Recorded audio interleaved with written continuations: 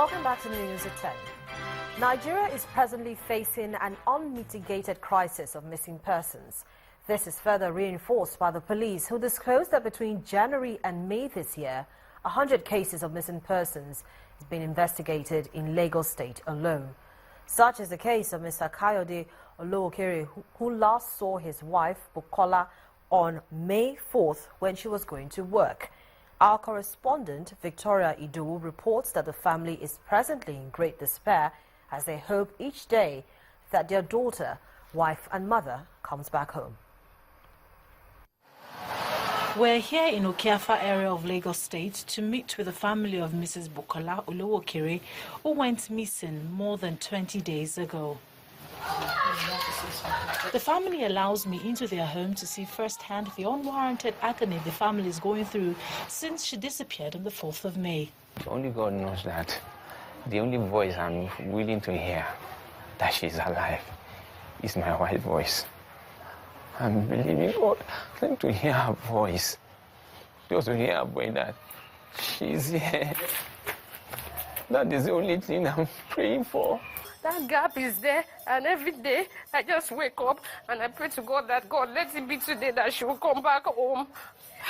But when we want to sleep at night, I'm always like, oh God, another day has come and she's not back. 33-year-old Bukola Olowokere is a graduate of accounting from Yaba College of Technology, and she works at a Nigerian commercial bank in Lagos. She went to work in the morning. At about 9 p.m., I decided to call her to know where she is, only for me to discover that all her phones were switched off. 10 o'clock, I was still expecting her. Till 11 o'clock, I was expecting her phone was still switched off. So I became panicked after 11 p.m. that no matter how, she can't be this late. So I have to leave the house to go to the bus stop where her staff will usually drop her. I was outside till almost 12 midnight and nothing, I couldn't get through to her. Bukola is one of the hundreds of missing women across Nigeria with their families crying for help. Figures released by the police between January and May show that about 100 people are on the missing persons list. Her parents say they have been heartbroken, but they believe she will be found. He has been the one taking care of me and my triplets and my dad and my husband that is strong. I'm not happy at all, oh. I'm not happy for not seeing my daughter. We have that belief in God that our daughter will be released, but we are expecting her soonest. Although Bukola's case has been heard by the police, and the police PRO SP Dolapo Badmus says the police is drawing all inference to help with the investigation. The family, however, hopes that the authorities will do more. Help us appeal that they should gear up their investigation. They are trying. We don't say they are not trying, but for all that are deeply involved, we are not happy until we see our daughter. I need help. I want everyone who is touched by my story to help me. The family is not unmindful of the efforts of security agents in securing Bukola's release, but they hinge their hope more on the power of the supernatural, as they strongly believe that ultimately the return of their daughter, sister, wife and mother can only be through divine intervention. Victoria Idowu, reporting for Channels Television News. We pray for her safe return. We'll now take a look at what's going on in the world of business now, crossing over to our business studios where Anne Wawodo is standing by.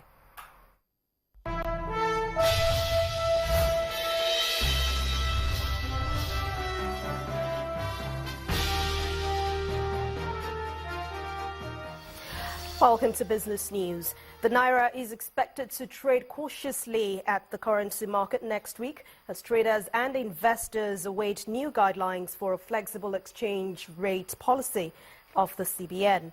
The local currency remained stable at the parallel market on Friday, exchanging at 350 Naira to the dollar, while the official rate remains at 197 Naira to a dollar. However, the Naira weakened further against the pound sterling as it traded at 500 to the pound. while the euro remained stable at 385 naira. Dealers say interbank lending rates are likely to drop next week on expectations that the budget cash will hit the system. Overnight rate eased on an average of 5% on Friday, down from 9% last week, in anticipation of April budgetary allocations dispersal to government agencies. Total banking system liquidity stood at 277 billion naira, compared with 141.7 billion naira last week. Also on Thursday, the central bank retired about 83.81 billion naira in mature treasury bills into the system, and this further helped to lower the cost of borrowing at the interbank. It was a bullish week at the local stock market as the all-share index appreciated by 6.59% to close at 28,902.25. Market capitalization also grew to 9.92 trillion naira. Investors exchanged 2.33 billion shares valued at 14.87 billion naira and exchanged in 24,942 deals. DN Mayor was the topmost gainer for the week with 28.77% ahead of Owando and NACO. With a 10.59% drop, Learn Africa was the heaviest loser. Union Daikon and University Press followed with 9.87% and 9.61% respectively.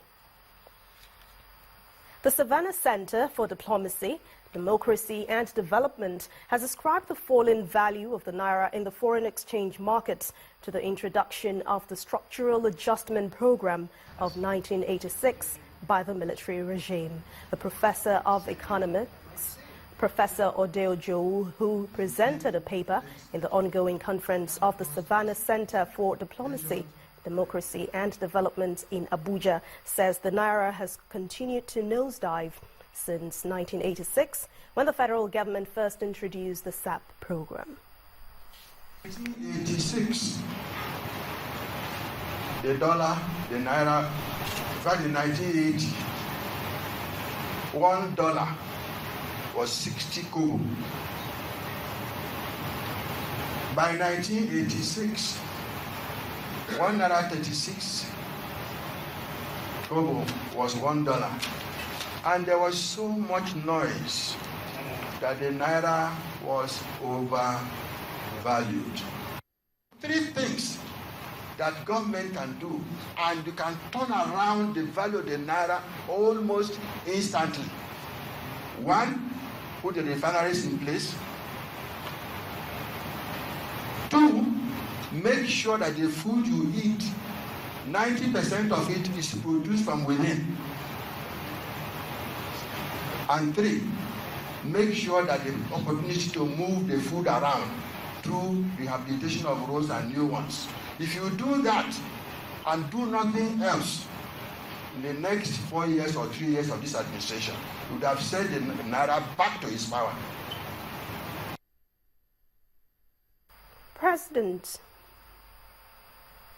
President Muhammadu Buhari says his administration will maintain the bilateral ties between Nigeria and Niger Republic in agriculture. Speaking while receiving the special envoy of Niger President and Senior Minister of Agriculture and Animal Husbandry, Mr. Albada Abuba, at the State House in Abuja, President Buhari noted that he will consider the message from his counterpart, Muhammadu Isufu, which he says was aimed at enhancing the existing cooperation in agriculture between the two countries.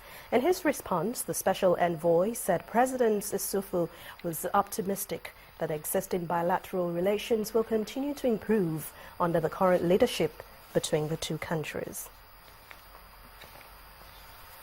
And that's Business News Tonight. Thanks for watching. I'm Anne Owawado. Back to you, Harriet.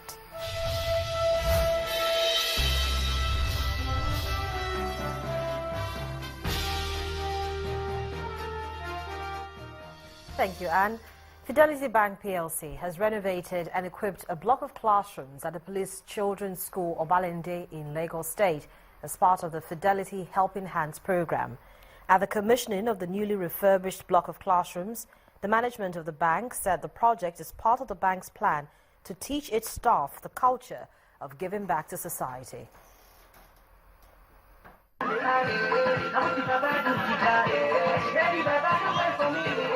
This beautiful choreography is performed by pupils of Police Children's School, Obalende, Lagos State, to the admiration of guests seated for this event.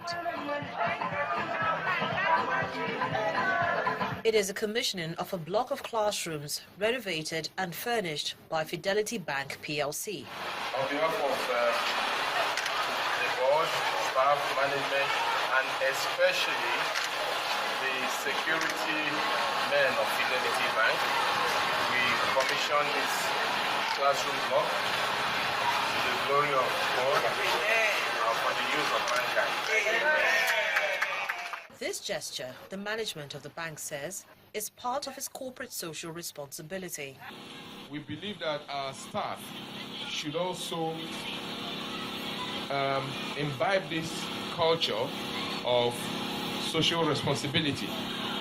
Therefore, the model we run under the Fidelity Helping Hand program is for a group of our staff members in a particular location to identify a laudable project. They contribute money voluntarily on their own, and then the bank provides the balance to do that project. Our CSR program is hinged on education, environment, health, and social welfare. The teachers and pupils of the school are grateful to the management and staff of Fidelity Bank for their kindness. I want to say a big thank you to Fidelity Bank PLC for renovating this building for us. I want the management to say thank you, and I will continue to say thank you because they've done a great work for us here. I want to thank Fidelity Bank for what they have done for us today and preparing us for the future. And with this act of kindness, Fidelity Bank has again shown its commitment to the service of humanity.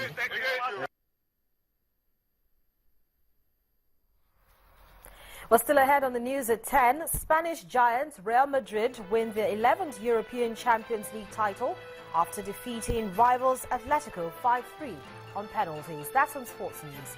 Join us again.